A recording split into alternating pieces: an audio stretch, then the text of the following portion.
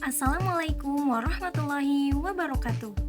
Teman-teman semua, ada sebuah pepatah yang mengatakan bahwa lidah lebih tajam daripada sebuah pedang. Satu kalimat indah bisa mendamaikan dua negara yang berperang, tapi satu kata kasar juga bisa menghancurkan persahabatan yang sudah terjalin bertahun-tahun. Sebagai mahasiswa pendidikan agama Islam, kita harus sadar bahwa setiap kata yang kita ketik di WhatsApp atau kita ucapkan di kelas bukan sekedar angin yang berlalu lalang. Ada malaikat yang mencatat dan ada hati manusia yang merasakannya.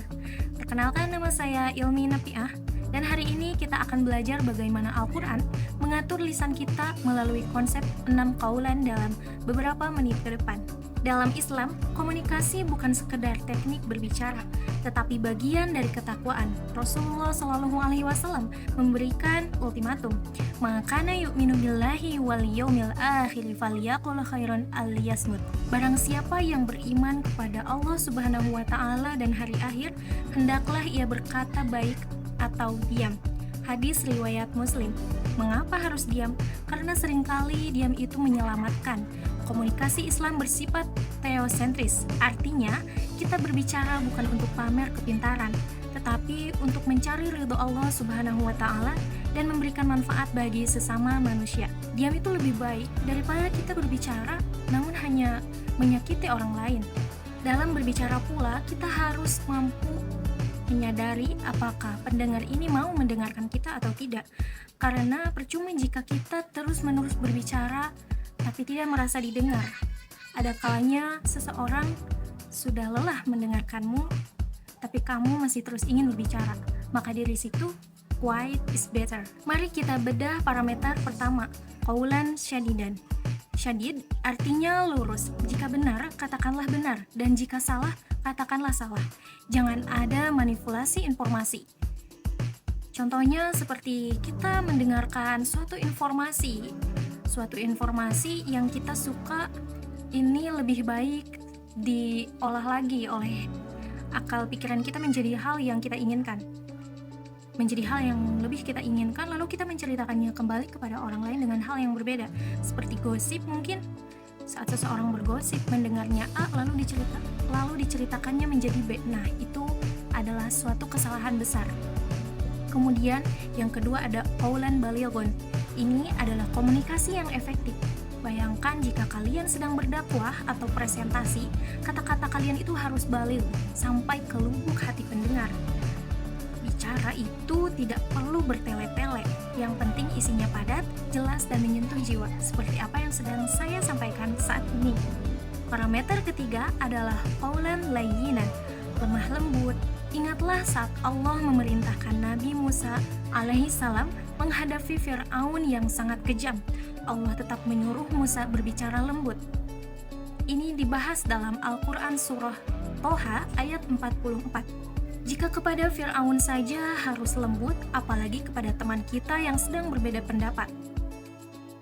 Seperti dalam bermusyawarah kita harus saling menghargai pendapat sesama.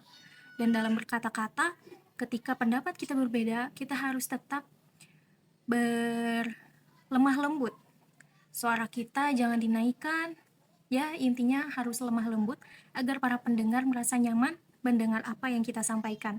Lalu selanjutnya teman-teman ada qaulan kariman, kata-kata mulia. Ini wajib kita gunakan kepada orang tua dan dosen dan guru dan orang-orang yang lebih tinggi daripada kita. Jangan pernah membalas chat dosen hanya dengan P atau kata-kata tidak formal. Gunakanlah salam dan bahasa yang formal, bahasa yang meninggikan derajat mereka. Dari sinilah Allah melatih sopan dan santun kita melalui cara berbicara atau cara berkomunikasi kepada seorang dosen misalnya, yaitu qaulan kariman. Dan yang terakhir teman-teman ada qaulan ma'rufan dan qaulan masyuran. Gunakanlah kata-kata yang pantas, secara adat dan mudah dimengerti. Jangan gunakan istilah-istilah sulit hanya agar terlihat keren, padahal audiens tidak paham dengan apa maksud kita. Contohnya kita sebagai masyarakat Sunda, kita sebagai suku Sunda berbicara berbahasa Inggris kepada seseorang yang memang sangat tidak tahu apa itu istilah-istilah dalam bahasa Inggris, hanya agar kita terlihat keren di mata mereka. Sungguh itu adalah suatu kesalahan yang besar dan Allah tidak menyukainya. Mengapa begitu? Karena ini seperti merendahkan derajat audiens kita yang masyarakat Sunda tadinya, dengan kita yang bisa dibilang oleh mereka so Inggris. Jadi berbicaralah sesuai tempatnya. Kita boleh berbicara bahasa Inggris asalkan dengan seseorang yang memang memahaminya. Dan kita sebagai masyarakat Sunda juga boleh dan harus mungkin berbicara bahasa Indonesia asalkan di lingkungan formal dan di lingkungan yang memang memahaminya dengan baik dan benar. Bagaimana teman-teman? Apakah kalian sudah memahami bagaimana caranya berkomunikasi berdasarkan syariat Islam? Di era media sosial, etika komunikasi kita diuji oleh jempol. Al-Quran dalam surah Al-Hujurat ayat 12 memperingatkan bahwa menggunjing orang lain seperti memakan daging saudara sendiri yang sudah mati. Sangat menjijikan, bukan? Maka sebagai mahasiswa, kita wajib melakukan tabayun. Jika ada berita miring atau hoax, jangan langsung disebar. Periksa dulu kebenarannya. Ini terdapat penjelasan tabayun ini terdapat dalam Al-Quran surah Al-Hujurat ayat 6. Teman-teman, jangan sampai jari kita menjadi sumber dosa jariah karena menyebarkan fitnah. Menyebarkan gosip, itu sama seperti memakan bangkai sendiri. Teman-teman mahasiswa pendidikan agama Islam, lisan kita adalah kunci. Ia bisa membukakan pintu surga, tetapi ia juga bisa menyeret kita ke pintu neraka. Marilah kita hiasi setiap ucapan kita dengan keikhlasan dan kelembutan. Jadilah pribadi yang jika berbicara, orang lain merasa tercerahkan. Janganlah menjadi seseorang yang terus-menerus berbicara tanpa arti, tanpa makna. Saya pribadi lebih baik disebut seseorang yang pendiam daripada banyak berkata-kata hal yang tidak ada gunanya.